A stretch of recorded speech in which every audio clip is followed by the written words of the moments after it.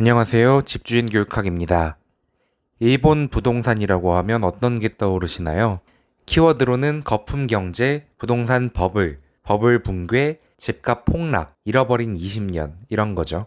그래서 제 주변 사람들도 제가 주택수 늘려나가는 걸 보고 우리나라도 일본처럼 된다니까. 지금 가격은 거품이 많이 껴있어. 일본 집값 폭락했던 거 알지? 하고 물어보고요. 심지어 저에게 어떻게 집을 사냐고 물어보러 오는 집을 살 생각이 있는 친구조차도 한국 부동산 괜찮나? 일본 부동산처럼 폭락하는 거 아니야? 많이 비싸지긴 한 것 같은데 하고 걱정들을 많이 하더라고요. 이처럼 일본 부동산 시장과 한국 부동산 시장을 겹쳐보는 사람들이 많다는 이야기인데요. 일본은 집을 살려는 사람보다 팔려는 사람이 훨씬 많았기 때문에 지금도 세 채 중에 한 채는 빈집이라고 할 정도로 빈집이 많습니다. 이건 경제학적으로도 초과 공급으로 가격이 폭락하는 요인입니다.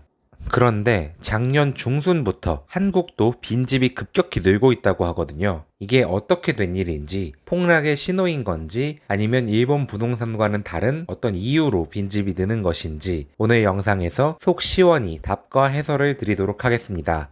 저도 본업이 있어서 날이면 날마다 영상을 올리진 않거든요. 영상 보시기 전에 구독과 좋아요, 알림 설정까지 한 번씩 부탁드리겠습니다. 한국의 빈집이 늘어난다는 건 어떻게 알 수 있을까요? 일단 통계청이 진행하는 주택 총조사 발표만 봐도 빈집이 늘어나고 있고요. 작년에 한참 전세난이 예견될 때 빈집세 이야기가 나왔다가 반응이 안 좋으니까 쏙 들어간 일이 있었는데요. 저는 약간 이거 병인데 어디 갔는데 시간이 조금 남으면 임장하는 느낌으로 그 주변 사진도 찍고 부동산 사장님들하고 이야기도 해보거든요. 그때 빈집세 가지고 오늘 띄우니까 많이들 이렇게 얘기하시는 거예요. 세입자가 갱신을 안 하고 이사를 갔고 집주인이 들어오는 것도 아닌데 원래 전세나 월세를 그럼 다시 놔야 되잖아요. 근데 그 집주인분이 하하 좀 더 기다려 볼게요 한다는 거예요. 또 그런 분들이 어느 한 지역에만 있느냐 그게 아니라 제가 여러 지역의 부동산에 물어봐도 되게 여러 군데서 공인중개사님들이 이런 얘기를 하시더라고요. 그래서 이런 것 때문에 국토부가 말은 검토한 적 없다고 했어도 빈집세 검토 진짜 했었겠구나. 임대차 입법이 실행되면서 나오는 부작용을 어찌저찌 막아보려고 했었구나 싶었습니다. 네, 그럼 빈집이 늘어난다는 건 알았고, 그럼 이런 의문이 따라올 겁니다. 이게 그럼 일본 부동산과 같은 현상인가요? 이렇게라도 빈집이 느는 건 집값 하락 시그널로 봐야 될까요? 당연히 다른 현상이고요.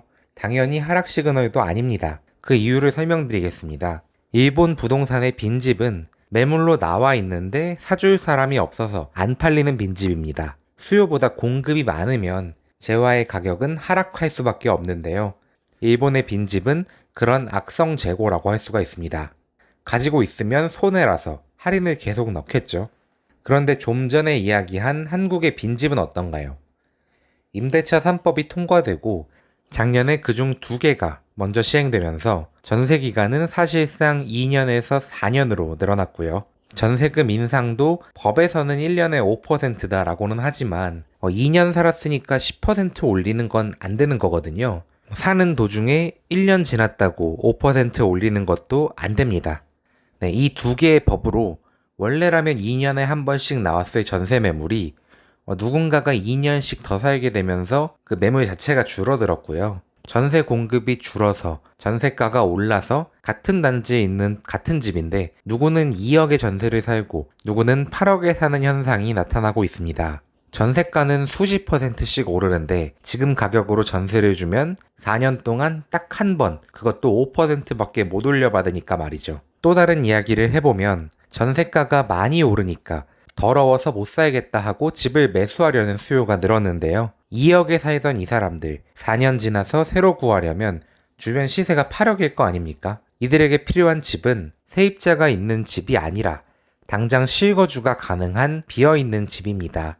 네, 이렇게 실거주가 가능한 집의 수요가 급격히 늘면서 전세를 끼고 있는 집과 거주 가능한 집의 호가가 1억 이상 차이 나는 경우도 수두룩합니다.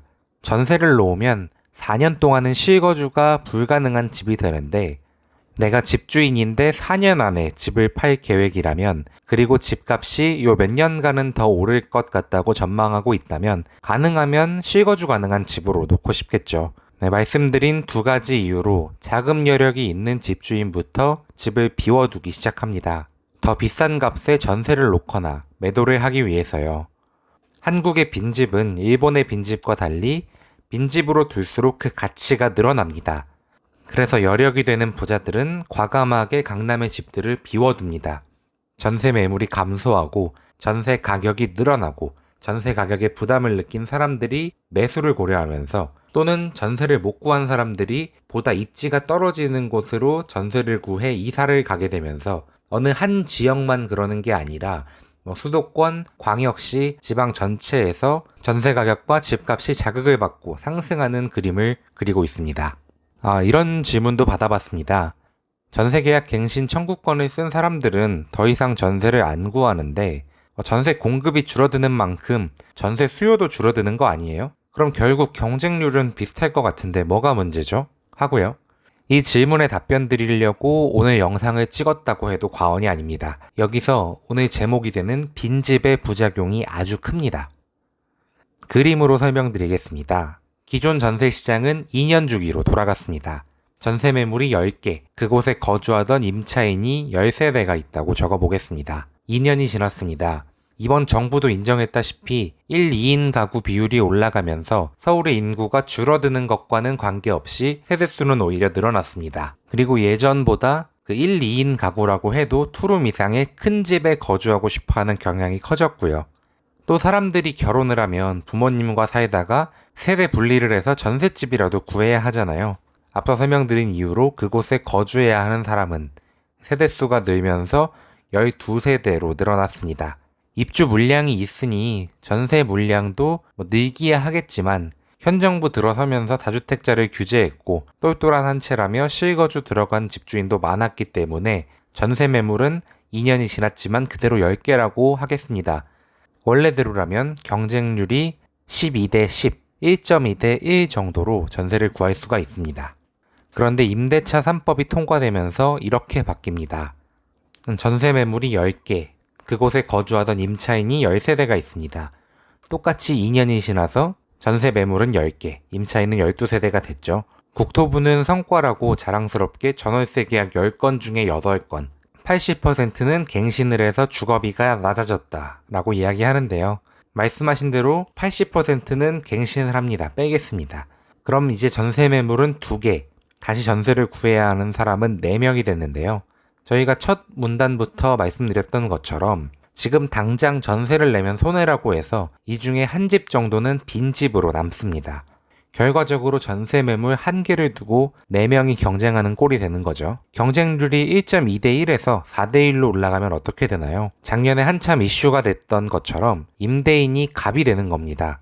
집 보러 오는 시간 정해두고 줄 세워두고 조건 다 맞춰줄 사람하고만 계약한다고 해도 임차인들은 대안이 없으니 따라야 하는 상황이 되어버린 거죠. 지금까지 임대차 3법의 부작용으로 늘어나는 한국의 빈집과 전세가 매매가 상승 과정에 대해 알아봤습니다.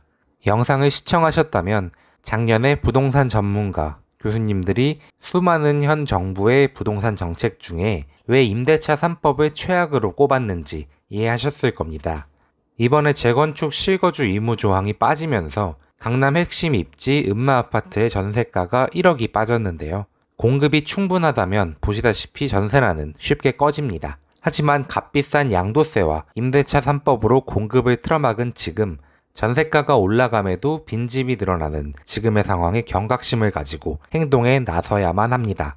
이제 적어도 우리 구독자님들은 지금 와서 일본과 제도도 산업구조도 달라진 우리나라가 일본을 20년 뒤따라간다는 허무맹랑한 소리는 걸러 들으실 수 있으실 거라 믿습니다. 시청하고 계신 여러분이 무주택자라면 첫째로 내가 청약 당첨 가능성이 얼마나 되는지 알아보셔야 하고요. 이건 우측 상단에 제가 예전에 올린 영상을 보시면 알아보실 수가 있습니다. 가능성이 있더라, 예스라면 청약 계속 하시면 되고요. 가점도 안 되고 납입 금액도 적어서 가망이 없다고 하시면 실거주 갭 투자 가릴 것 없이 하나 잡아두시는 걸 추천드립니다. 다행히도 7월 1일부터 무주택자 대상으로 보금자리론, 적격대출 등의 대출 한도가 높아졌습니다. 실거주가 되는 곳을 찾아보시고 지금 금액으로는 실거주 가능한 곳을 살 수가 없다고 생각되신다면 오르는 전세가를 활용해서 적은 갭으로 괜찮은 입지의 아파트를 잡아두시는 것도 좋겠습니다. 오늘 영상 도움되셨다면 구독과 좋아요, 알림 설정까지 부탁드립니다. 구독자 여러분의 잃지 않는 투자를 응원하며 여러분을 집주인으로 만들어드리는 그날까지 함께하겠습니다. 감사합니다.